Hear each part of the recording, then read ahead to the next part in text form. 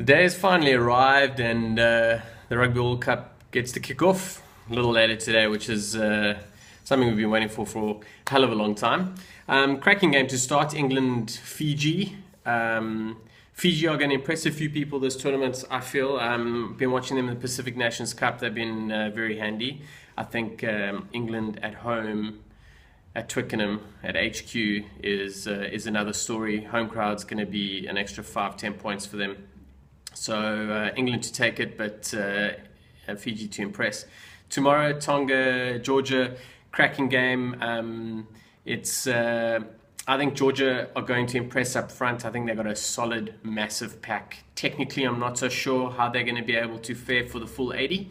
But Tonga to take this one, still going to be an entertaining game. Ireland, Canada.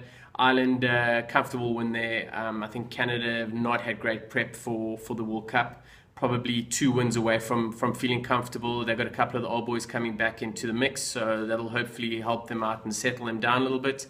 But Ireland to take that. South Africa, Japan.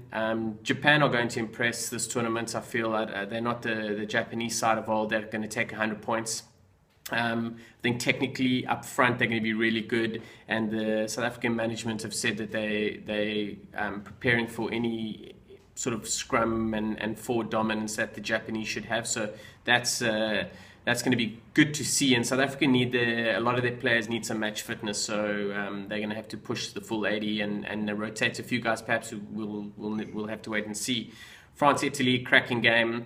I think the French are going to win that. It's a Six Nations clash, but it's in England, in London.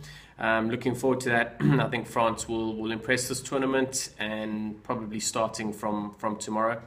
Samoa, USA, match of the weekend. 2 Pacific Nations Cup teams that played each other twice this year already. USA on upward curve, looking great. Samoa looking really good. For me, the game of the weekend. Wales, Uruguay. Wales comfortably. We're not so sure about what Uruguay what can offer. So yeah, it's going to be a challenging one. And Wales have named a number of guys that need some game time. And New Zealand, Argentina to finish off. They both played each other twice this year. New Zealand are going to dominate.